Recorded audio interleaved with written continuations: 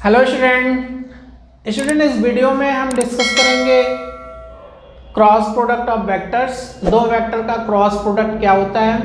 अगर आपको dot product के बारे में सीखना है या फिर वेक्टर के और भी वीडियोस देखने हैं, जैसे सेक्शन फार्मूला आपको देखना है या फिर डायरेक्शन कोसाइन या मैग्नीट्यूड अदर और सारी चीज़ें वेक्टर के बारे में पढ़नी है, बेसिक जानकारी, तो प्लेलिस्ट में आपको वीडियो मिल जाएगा या फिर डिस्क्रिप्शन में भी आपको लिंक मिल जाएगा, आप वहाँ से जाके देख सकते हैं। फिलहाल इस वीडियो में हम आपको समझाएंगे कि दो वेक्टर का क्रॉस प्रोडक्ट कैसे निकालते हैं। ठीक है, तो ध्यान दीजिए कि दो वेक्टर का क्रॉस प्रोडक्ट अगर आप निकालते हैं तो पहले आपको बता दें कि दो वेक्टर को जब हम मल्टीप्लाई करते हैं तो हमें दो तरह की क्वांटिटी मिलती है। एक मिलती है स्केलर क्वांटिटी और दूसरी मिलती है वेक्टर क्वांटिटी। अगर हमें दो वेक्टर का मल्टीप्लिकेशन करने पे, प्रोडक्ट करने पे स्केलर क्वांटिटी मिले तो हम उस प्रोडक्ट का नाम देते हैं डॉट प्रोडक्ट या फिर स्केलर प्रोडक्ट। और अगर दो वेक्टर का प्रोडक्ट करने पे हमें वेक्टर क्वांटिटी मिलती है तो हम उस प्रोडक्ट का नाम देते हैं क्रॉस प्रोडक्ट या फिर वेक्टर प्रोडक्ट। तो इस वीडियो में हम डिस्कस कर रहे हैं वेक्टर प्रोडक्ट के बारे में। ठीक है, अब यहाँ पे वेक्टर प्रोडक्ट है, इसका मतलब डायरेक्शन भी होगी। ठीक है, जब हम दो वेक्टर को मल्टीप्लाई करेंगे, उनका प्रोडक्ट निकालेंगे, तो जो भी रिजल्ट हमको मिलेगा वो क्या होगा, उसमें मैग्नीट्यूड के साथ साथ डायरेक्शन भी होगी। ठीक है, अब जैसे मान लीजिए ए और बी दो वेक्टर्स हैं, यहाँ पे हमने बना रखा है। तो अगर हम ए को बी के से मल्टीप्लाई करते हैं, मीन्स ए क्रॉस बी निकालते हैं, तो ए क्रॉस बी जो होगा वो वेक्टर ए यहाँ पे इसके इस डायरेक्शन में जाएगा। ठीक है, और ये डायरेक्शन हमें कैसे पता चली, तो हम ये देखते हैं कि राइट हैंड रूल से हम पता कर सकते हैं। जैसे मान लीजिए यहाँ पे तो नहीं, अगर हम स्क्रू रूल देखें, राइट हैंड स्क्रू रूल, जैसे स्क्रू आप टाइट करते हैं तो वो क्या होगा कि अगर इस डायरेक्शन में आप देखते हैं तो वो अंदर की तरफ जाएगा और एंटी क्लॉकवाइज देखते हैं तो बाहर की तरफ आएगा। ठीक है, अब बाहर की तरफ आएगा तो उसको हम डाउनवर्ड दिखा दिए, अंदर जो गया उसको हम अपवर्ड दिखा रहे हैं, तो अपवर्ड दिखा रहे हैं तो इसलिए पॉजिटिव ले लिया, डाउनवर्ड को निगेटिव ले लिया। ठीक है, यहाँ पर क्या है कि जब हम दो वेक्टर को मल्टीप्लाई करते हैं, उनका क्रॉस प्रोडक्ट निकालते हैं, तो जो रिजल्ट मिलता है ए क्रॉस बी वो क्या होता है, इन दोनों वेक्टर के परपेंडिकुलर होता है। ये बात आपको याद रखनी है कि ये जो वेक्टर होता है ये इन दोनों के परपेंडिकुलर होता है, ए और बी के। ठीक है, अब यहाँ पे क्या हो गया कि ये जो डायरेक्शन मिली, इस डायरेक्शन में हमें एक यूनिट वेक्टर भी आएगा एन कैप। ठीक है, यूनिट वेक्टर। और अगर नीचे की तरफ देखेंगे बी क्रॉस ए आएगा, बी क्रॉस ए, बी को ए की तरफ लेके आ रहा है, बी क्रॉस ए, और यहाँ पर जो यूनिट वेक्टर होगा वो माइनस साइन के साथ में रहेगा। तो क्या है कि ए क्रॉस बी जब हम लिखते हैं तो यहाँ पर क्या होता है, ए बी साइन थीटा और एन कैप। ठीक है, इसको हम ऐसे भी लिख सकते हैं, A cross B is equal to AB sin theta as unit vector या फिर magnitude of unit vector is equal to 1। अगर मान लीजिए यूनिट वेक्टर का मैग्नीट्यूड तो 1 होता ही है, तो फिलहाल यहाँ पर हम इससे ऐसा भी लिख सकते हैं। ठीक है, अब मान लीजिए कि आपसे पूछ लिया जाए कि यूनिट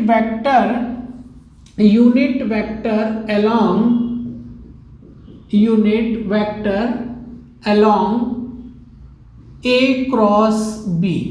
ठीक है, A क्रॉस B के along यूनिट वेक्टर निकालना है।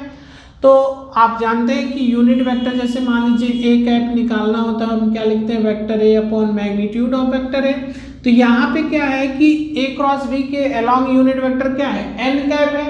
तो N कैप अगर निकालना है n यूनिट वेक्टर, तो यहाँ पे क्या लिखेंगे, a क्रॉस b लिखेंगे upon magnitude of a cross b।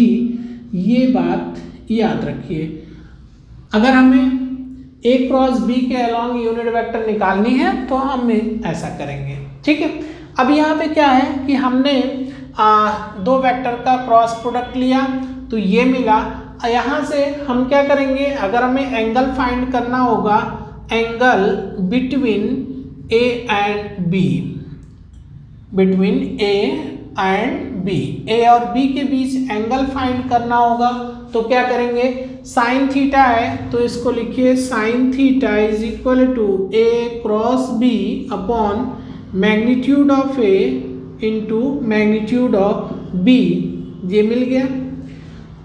Cross product और उसको मैग्नीट्यूड से डिवाइड करने पे अगर मान लीजिए यहाँ पर साइन थीटा की वैल्यू क्या है 0, तो साइन थीटा की वैल्यू 0 कब होगी, जब थीटा 0 होगा।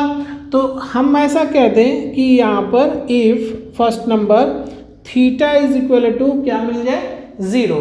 अगर थीटा 0 मिलता है इसका मतलब कि ए और बी के बीच एंगल क्या है 0 है, और ए और बी के बीच एंगल 0 है, तो इसका मतलब ए और बी कैसे वेक्टर है, पैरेलल वेक्टर है।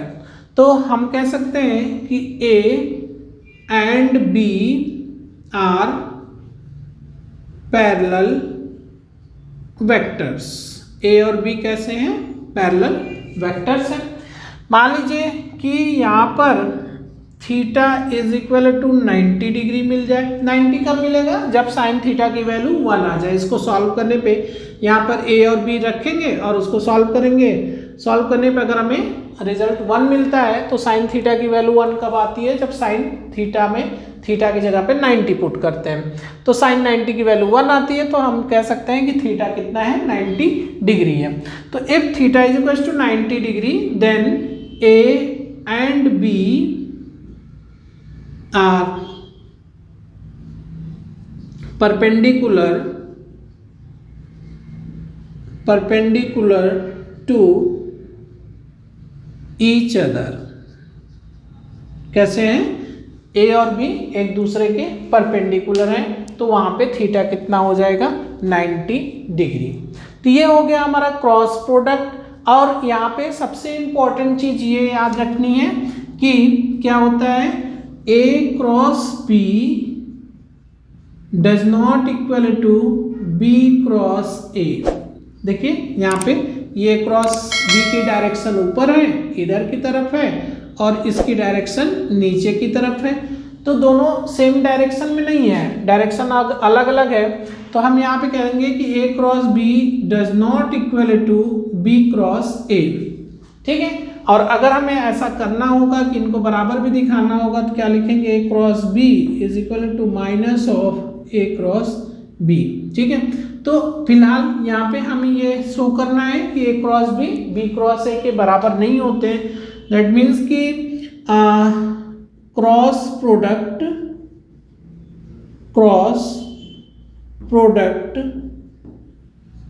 Of two vectors is not commutative।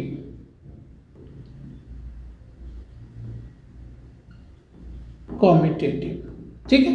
दो वेक्टर का क्रॉस प्रोडक्ट कॉम्यूटेटिव नहीं होता है, तो इसका मतलब इन दोनों का डायरेक्शन क्या होता है, अलग अलग होता है, इसलिए कॉम्यूटेटिव नहीं होगा। तो ये तो हो गया आपका क्रॉस प्रोडक्ट। अब हम देखते हैं कि एरिया ऑफ ट्रायंगल और एरिया ऑफ पैरेललोग्राम कैसे फाइंड करते हैं। ठीक है। तो यहीं पर देख लेते हैं कि एरिया ऑफ ट्रायंगल कैसे फाइंड करेंगे। तो सपोज दैट मान लीजिए कि हमें किसी ट्रायंगल का एरिया फाइंड करना है। तो यहाँ पर क्या है, एक ट्रायंगल हमने लिया, ठीक है, ए बी और सी। ठीक है। सपोज दैट मान लीजिए ये हो गया हमारा वेक्टर बी और ये हो गया वेक्टर ए। ठीक है। यहाँ पर एंगल है थीटा। ठीक है। ए और सी के बीच एंगल कितना है, थीटा है। तो अगर हमको इस ट्रायंगल का एरिया बताना है तो क्या होना चाहिए हमारे पास, हमें पता है कि ट्रायंगल का एरिया निकालना है तो उसका फॉर्मूला क्या होता है, area of triangle 1/2 into base into height. तो अगर इस ट्रायंगल का हमको एरिया चाहिए तो हमें क्या हमारे पास होना चाहिए, बेस होना चाहिए और हाइट पता होनी चाहिए। तो हम दोनों को प्रोडक्ट करके 2 से डिवाइड कर देंगे तो एरिया मिल जाएगा। अब जरा ध्यान दीजिए कि अगर हम इसका हाइट निकालना चाहें तो निकाल सकते हैं बहुत आसानी से। यहाँ से परपेंडिकुलर ड्रॉ कर दीजिए, डी मिल गया, ये थीटा है। तो हम कह सकते हैं कि sine theta is equal to perpendicular B D upon कितना होगा ए बी हो जाएगा। ऐसा लिख सकते हैं sine theta is equal to perpendicular upon hypotenuse, और यहाँ से मिला हमें sine theta is equal to B D upon A B को हम बी लिखते हैं या फिर मैग्नीट्यूड लिखते हैं। B D is equal to कितना हो गया magnitude of B into sine theta. ठीक है, फॉर्मूला लगा दीजिए। Area of triangle is equal to 1/2 into base into height. ठीक है, ये फॉर्मूला होता है। अब यहाँ पे क्या करना है 1/2 इंटू बेस कितना है, यहाँ से यहाँ तक ए वेक्टर है तो ए वेक्टर का मैग्नीट्यूड क्या होगा, मैग्नीट्यूड रखिए, और हाइट का मैग्नीट्यूड रखिए बी साइन थीटा। राइट, तो वो मिलेगा हमको 1/2 ए बी साइन थीटा, और हमने अभी यहाँ पे बताया कि ए क्रॉस बी किसके बराबर है, ए बी साइन थीटा। तो इसकी जगह पे हम क्या लिख सकते हैं 1/2 और ए क्रॉस बी। ठीक है, 1/2 A cross B means area of triangle अगर हमको लिखना है तो क्या लिखेंगे, area of triangle is equal to 1/2 A cross B. ये फॉर्मूला हो गया हमारा कि अगर किसी ट्रायंगल का एरिया निकालनी है तो हम क्या करेंगे, इस फॉर्मूले से निकाल सकते हैं।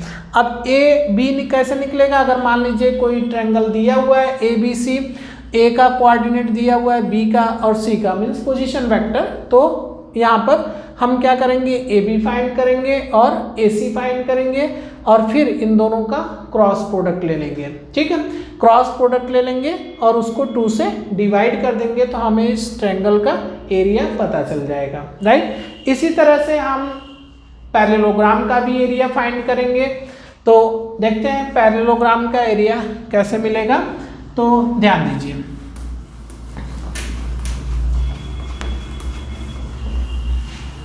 एरिया पैरेललोग्राम निकालना है तो देखिए, जैसे ये हो गया हमारा एक पैरेललोग्राम।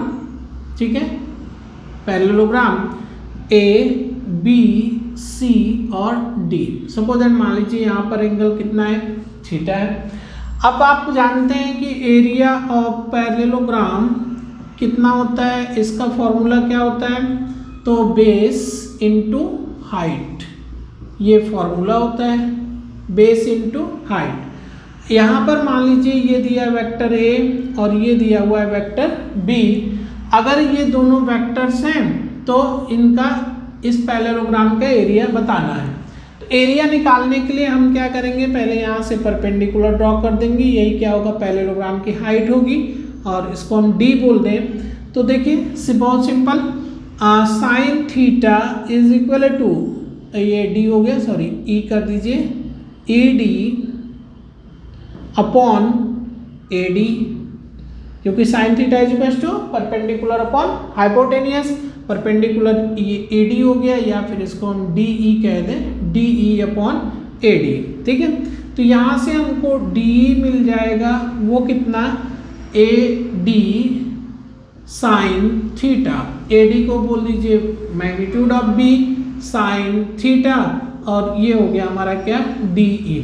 राइट, अब हम यहाँ पे निकाल सकते हैं area of parallelogram, area of parallelogram is equal to base कितना है, ए है, तो मैग्नीट्यूड निकाल लीजिए, और यहाँ पे हाइट कितनी है, तो ये है आपकी हाइट बी साइन थीटा।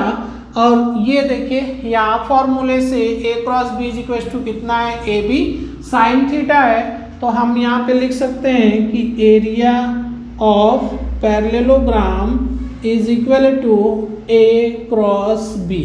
ठीक है, इससे हम किसी भी पैरेललोग्राम का एरिया फाइंड कर सकते हैं। ठीक है, तो ये आपका क्रॉस प्रोडक्ट है, दो वेक्टर का क्रॉस प्रोडक्ट क्या होता है, उसको कैसे निकालते हैं, दो वेक्टर के बीच एंगल निकालना है तुमको कैसे निकालेंगे, या फिर अगर एरिया ऑफ ट्रायंगल पता करना हो या फिर एरिया ऑफ पैरेललोग्राम पता करना है तो भी हम कैसे फॉर्मूला अप्लाई करेंगे, ये चीज़ आपको समझ में आई होगी। उम्मीद है कि आपको वीडियो पसंद आया होगा। अगर वीडियो आपको पसंद आया है, लेक्चर समझ में आया है, कॉन्सेप्ट आपको क्लियरली समझ में आया है, तो आप वीडियो लाइक ज़रूर करिएगा, ठीक है। और अगर चैनल अभी तक सब्सक्राइब नहीं किया है तो सब्सक्राइब कर लीजिए। आने वाले समय में जो भी वीडियो आपको मिलेंगे, डेली मिलेंगे, वो उनको आप देख सकते हैं, ठीक है। तो चलिए आज की वीडियो में यहीं तक, मिलेंगे हम नेक्स्ट वीडियो के साथ। तब तक आप अपना ख्याल रखिए। Okay, bye bye.